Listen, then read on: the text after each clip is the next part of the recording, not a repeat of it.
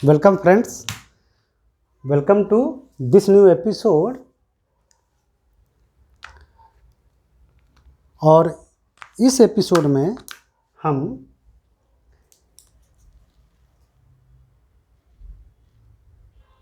किसी refractive surface पर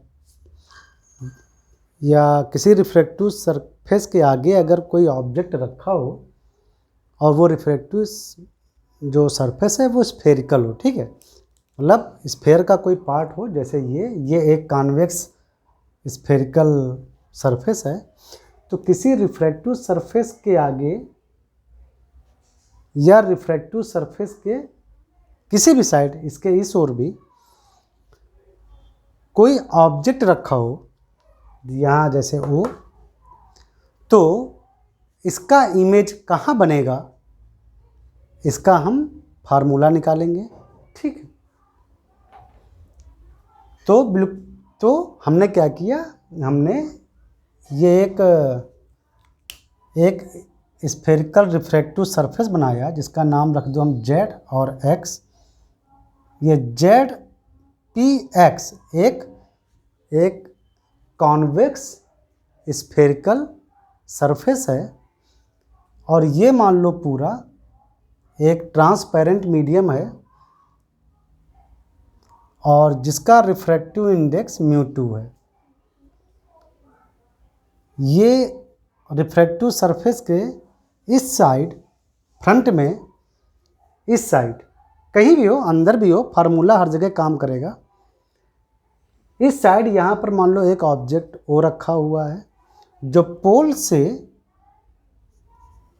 u distance पर है, आप जानते हैं, ठीक है। इस रिफ्रैक्टिव सरफेस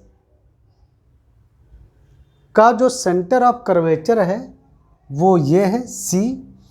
तो पोल से C की डिस्टेंस क्या होगी, रेडियस ऑफ कर्वेचर। भाई ये जो कॉन्वेक्स टाइप का जो आपको दिख रहा है refractive surface Z P x, ये किसी स्फेयर का ही पार्ट है, तो उस स्फेयर का रेडियस r होगा और उसका सेंटर C होगा। तो इस C को ही इस कॉन्वेक्स स्फेरिकल सरफेस का हम बोलेंगे सेंटर ऑफ कर्वेचर, जिसकी रेडियस r जो पोल से यहाँ से ली गई, और यहाँ से फिर एक रे चली ऐसे, जो कि इस पॉइंट K पर मिली। अब इसके बाद ये रे पहले मीडियम जिसका रिफ्रैक्टिव इंडेक्स μ1 है, मान लो थोड़ी देर के लिए एयर हो सकता है, या इन बेटर सेंस यू में से कि यहाँ पर μ1 इज लेस देन μ2, ऐसा हम मान लेते हैं। तो ये रे नॉर्मल से थोड़ा, नॉर्मल की ओर थोड़ा झुकेगी और ऐसे जाएगी और ये आई पर मिलेगी।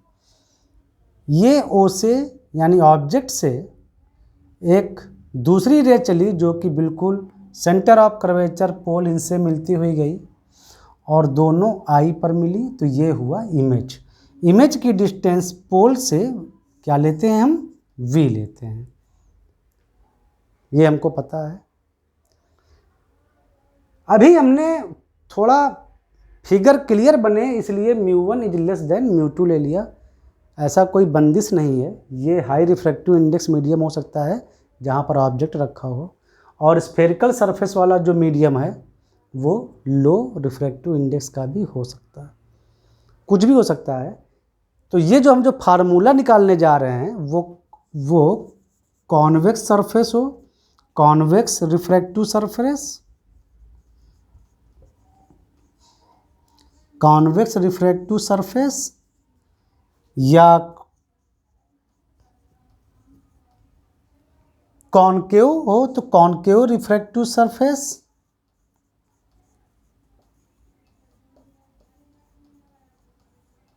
या और प्लेन रिफ्रैक्टिव सरफेस।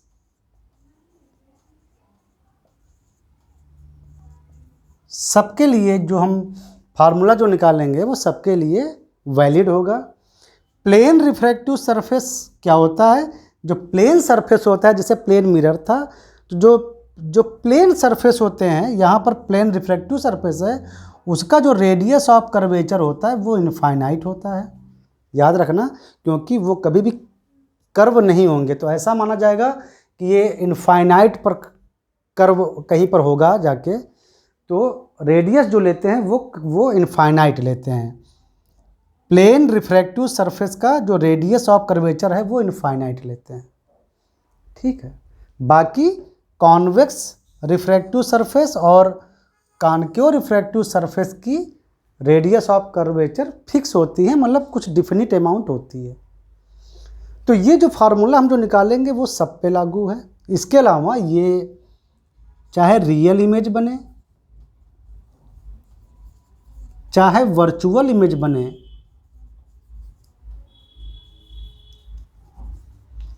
ये भी सब पे लागू रहेगा फार्मूला जो हम निकालेंगे, जो हम डेराइव करेंगे, ठीक है। और हमको केवल साइन कन्वेंशन बहुत ध्यान से लेना पड़ेगा, इस पर बहुत ध्यान रखिएगा। ये थोड़ा अटेंशन वाली चीज़ है, थोड़ा ध्यान रखिएगा। और इसके अलावा चाहे ये जो कर्वेचर जो मीडियम है, इधर एक दूसरा पहला मीडियम है, इस तरफ दूसरा मीडियम है, तो चाहे ये ओ उसी कर्वेचर मीडियम के अंदर हो, चाहे इस साइड हो चाहे इस साइड हो, यानी ऑब्जेक्ट यानी कर्वेचर मीडियम के चाहे जिस ओर हो, उससे कोई फर्क नहीं पड़ेगा। साइन कन्वेंशन आप ध्यान से लीजिए, और ये जो फार्मूला है वो यूनिवर्सल रहेगा। अब हम इस फार्मूले को डेराइव करना शुरू करते हैं। क्या करो कि यहाँ से यहाँ पर एक परपेंडिकुलर डालो के, और इधर ये पॉइंट मान लो L थोड़ी देर के लिए। यहाँ से हमने एक परपेंडिकुलर डाला के L। अभी थोड़ा हमने बड़ा फिगर बनाया और ये अल्फ़ा काफ़ी बड़ा हो गया, लेकिन एक्चुअल मतलब फार्मूले के डेरिवेशन में ये अजम्पशन किया जाता है कि अल्फ़ा जो है वो बहुत स्मॉल है, बहुत स्मॉल होगा। जो अल्फ़ा होगा यानी ये एंगल, यानी जो ऑब्जेक्ट से जो रे चलेगी वो थोड़ा इस एक्सिस से, जो कि कर्वेचर पोल को मिलाने वाले जो एक्सिस है, प्रिंसिपल एक्सिस बोल सकते हो, तो इससे बहुत स्मॉल एंगल बनाएगा।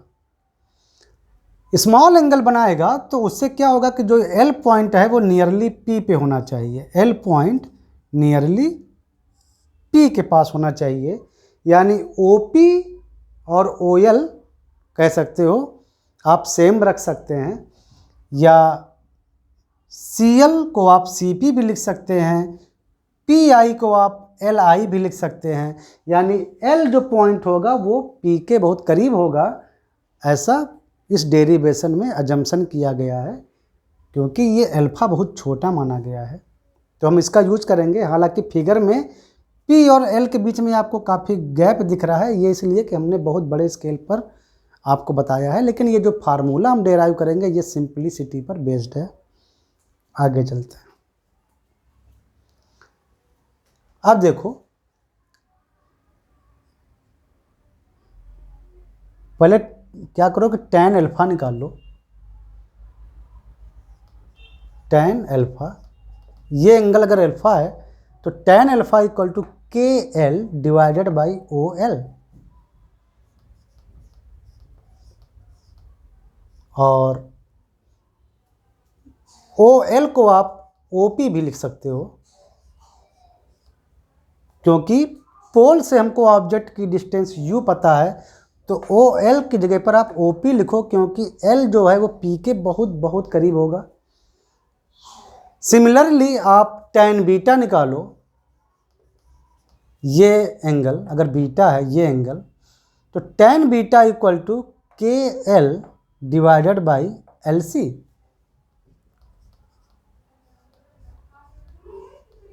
और L K L divided by L C को आप एल को फिर पी तक लेकर जाओ तो पी सी, ठीक है। और सिमिलरली आप टैन गामा निकालो,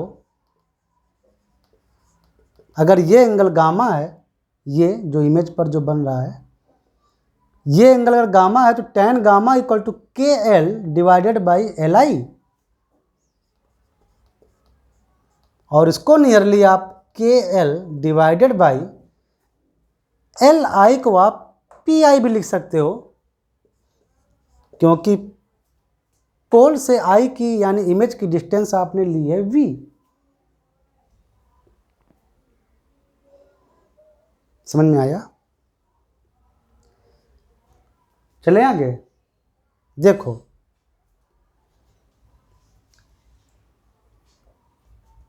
इस के पॉइंट पर स्नेल लॉ लगाओ। के पॉइंट पर, पॉइंट के पर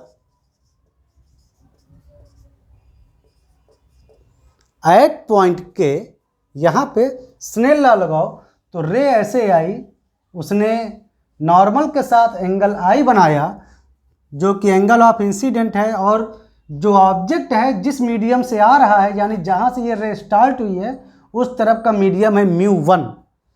वन बोलेंगे जिस ओर ऑब्जेक्ट रखा हुआ है जहाँ से रे चलना स्टार्ट होती है, जिस मीडियम से रे चलना स्टार्ट होती है, तो यहाँ से रे चलना स्टार्ट है तो ये पूरा मीडियम जो है यानी स्फेरिकल सरफेस के इस तरफ वो है म्यू वन, तो उसको लिखेंगे। और साइन आई इक्वल टू दूसरी तरफ का मीडियम म्यू टू, और यहाँ पर ये जब रे जब रिफ्रैक्टेड हुई तो नॉर्मल के साथ बनाया एंगल आर जो है एंगल ऑफ रिफ्रैक्शन।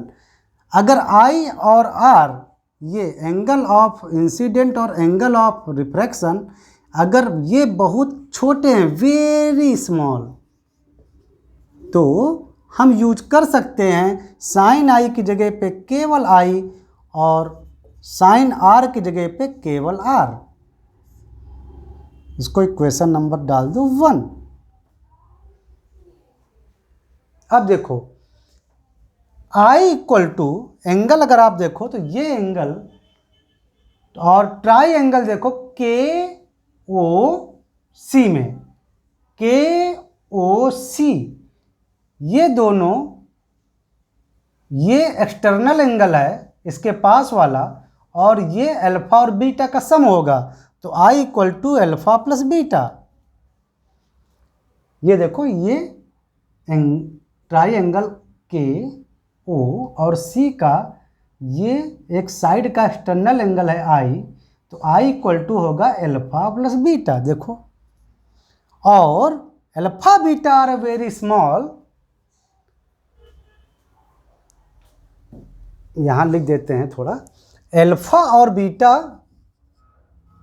और गामा, ये तीनों जो एंगल हमने जो लिए हैं वो are very small.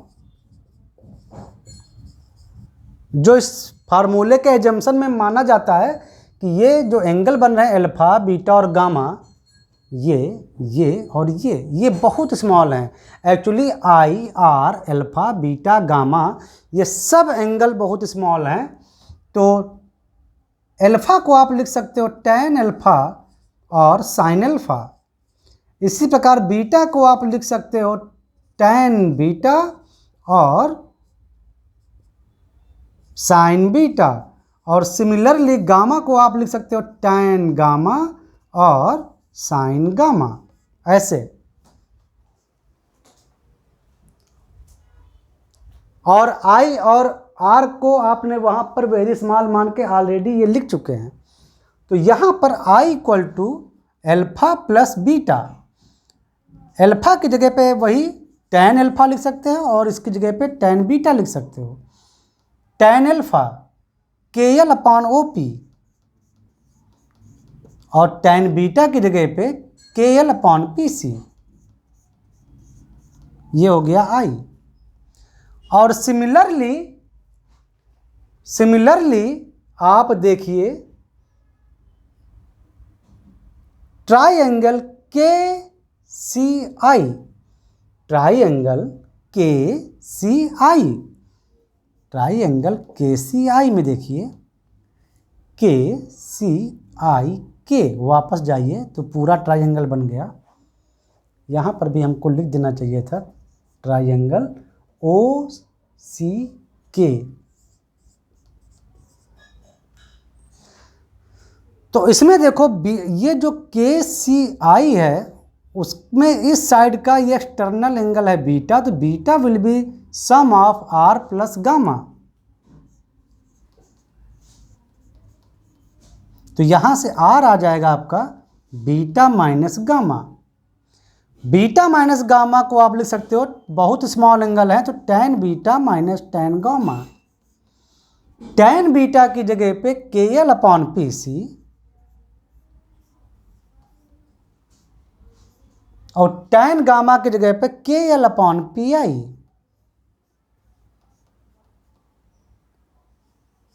R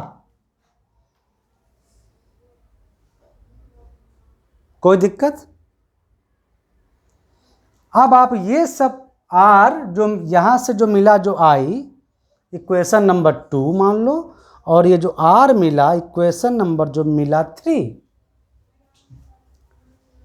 equation number 2 और इक्वेशन नंबर 3 को उठा के आप इसमें दीजिए रख। तो μ1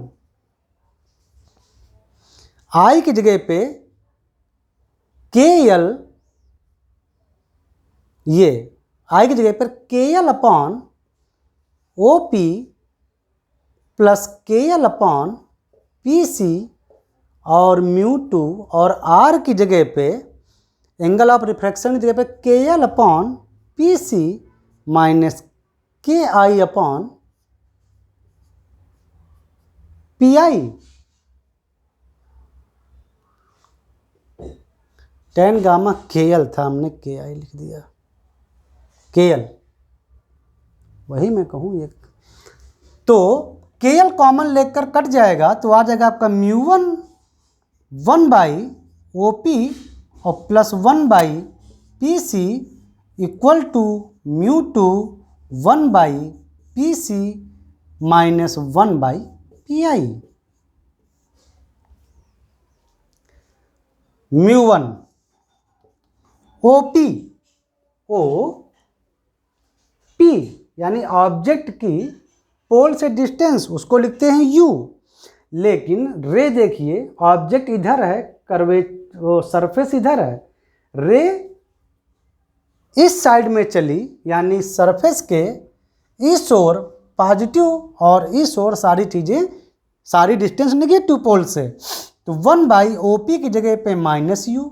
ओके, PC कर्वेचर के सरफेस जो है, ये कर्व सरफेस कह सकते हो यानी रिफ्रैक्टिव सरफेस, इसके इस ओर की डिस्टेंस पॉजिटिव यानी प्लस 1 बाई R, ये R इक्वल टू μ2 और PC वही बात है 1 बाई R पॉजिटिव और माइनस, और PI इसको भी पॉजिटिव यानी V, सिर्फ U नेगेटिव आया।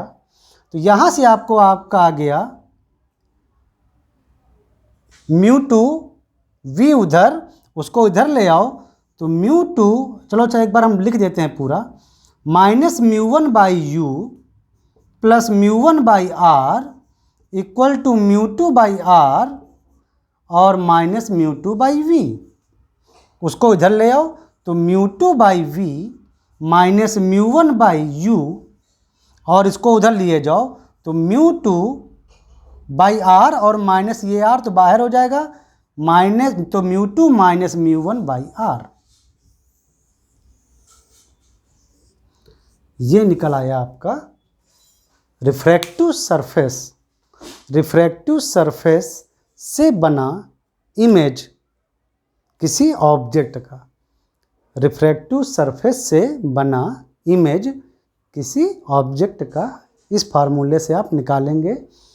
यहाँ पर बहुत ध्यान देने की बात है कि U, V और R, U, V, R को साइन कन्वेंशन के अनुसार बहुत सावधानी से रखना, और जिस ओर ऑब्जेक्ट रखा है, जहाँ से रे चलना स्टार्ट करती हैं, उसको हमेशा 1 मीडियम मानते हैं, मीडियम नंबर 1। जैसे यहाँ पर मीडियम नंबर 1 यानी μ1 जिस ओर ऑब्जेक्ट रखा है ये होगा। अगर यही ऑब्जेक्ट इसके अंदर रखा होता, इस ग्लास, ये मान लो दूसरा मीडियम है, अगर ये ग्लास का बना होता, ये एयर होती, तो अभी μ1 एयर है, लेकिन अगर यही ऑब्जेक्ट इस ग्लास के अंदर होता और ऐसे रे आ रही होती, तो ये एयर μ2 हो जाती और ये ग्लास μ1 हो जाता। Medium number 1 where object is placed, हमेशा याद रखिए, जहाँ से रे चलना स्टार्ट होती हैं वो है मीडियम नंबर 1। जिस दूसरे मीडियम में रे जाती हैं ऑब्जेक्ट से वो है मीडियम नंबर 2। ठीक है, और UVR की आप वैल्यू बहुत ध्यानपूर्वक रखिए साइन कन्वेंशन के साथ। ठीक है, बाकी ये चाहे कॉन्वेक्स रिफ्रैक्टिव सरफेस हो, चाहे कॉनकेव रिफ्रैक्टिव सरफेस हो, चाहे प्लेन रिफ्रैक्टिव सरफेस हो, वहाँ पर R की वैल्यू केवल इनफाइनाइट रखेंगे। और चाहे रियल इमेज बने, चाहे वर्चुअल इमेज बने, कुछ भी बने, वो फार्मूला वैलिड है। μ2/v minus μ1/u equal to μ2 minus μ1/r। फिर से बता दे रहा हूँ, जहाँ ऑब्जेक्ट रखा है जिस मीडियम में, वो है मीडियम नंबर 1 यानी μ1, याद रखिएगा। फॉर एग्जाम्पल चलो हम नेक्स्ट एपिसोड में बताते हैं, कि इसी एपिसोड में बता दें, चलो इसे अभी बता देते हैं। ठीक है, बहुत लंबा नहीं होगा, आपको बता दे रहे हैं।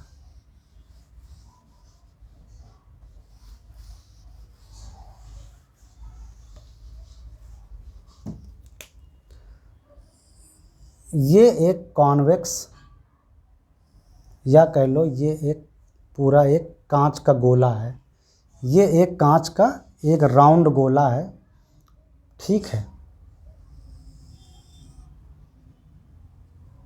ये उसका सेंटर ऑफ कर्वेचर है, या कह लो सेंटर है पूरे का।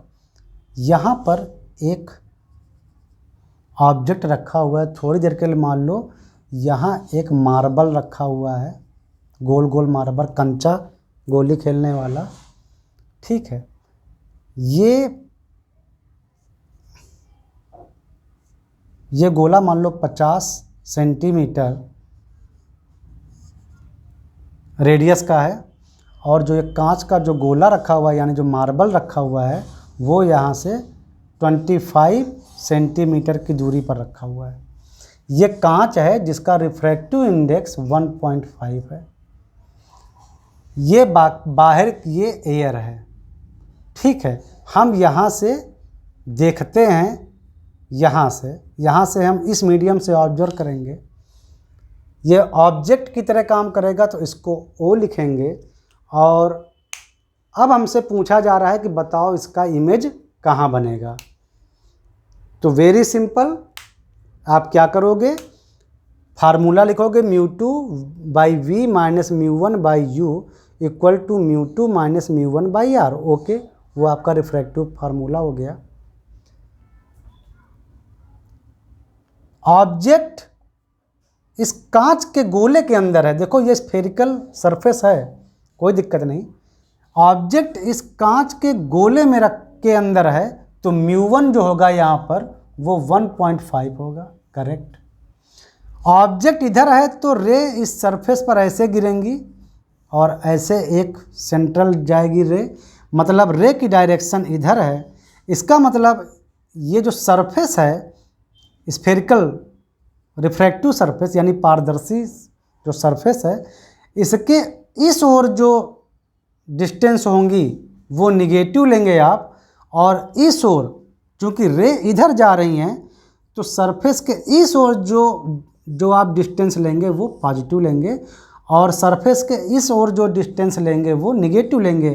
तो यहाँ पर u यानी ऑब्जेक्ट की, यानी distance of this marble from this surface is 25 but it will be taken as minus 25 centimetre minus.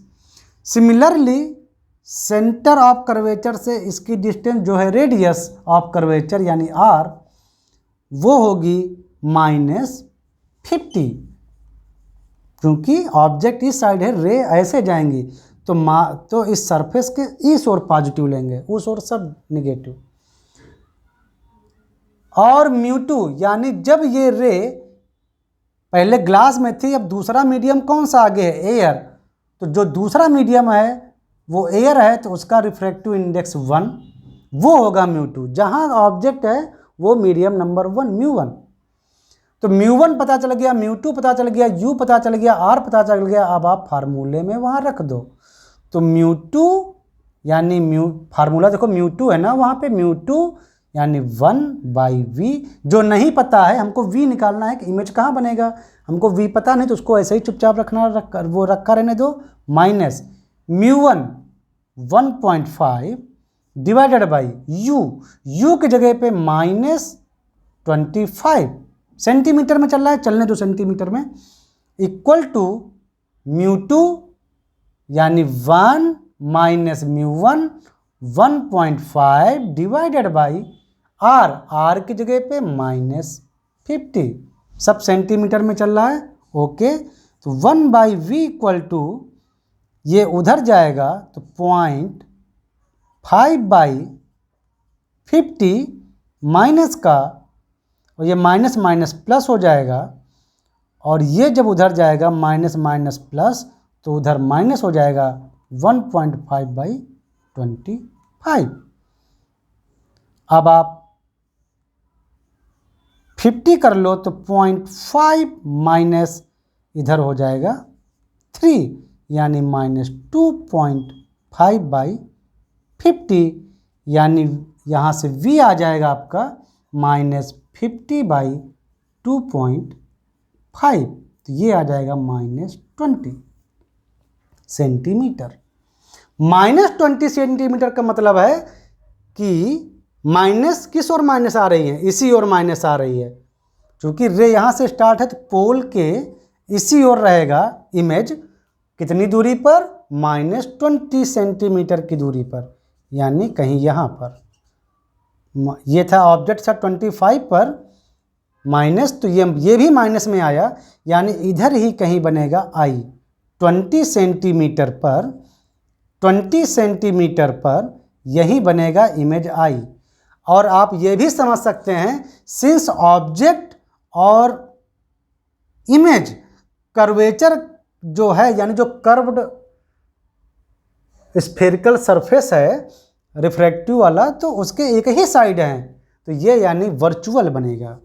ये हमने आपको कॉन्सेप्ट बताया था कि अगर स्फेरिकल सरफेस के एक ही ओर, ये जो रिफ्रैक्टिव स्फेरिकल सरफेस यानी मिरर नहीं, स्फेरिकल रिफ्रैक्टिव सरफेस यानी जिसके आर पार रे जा सके, ट्रांसपेरेंट होते हैं वो। मिरर ट्रांसपेरेंट नहीं होता, मिरर के पीछे सिल्वरिंग होती है, मतलब पार नहीं जाता।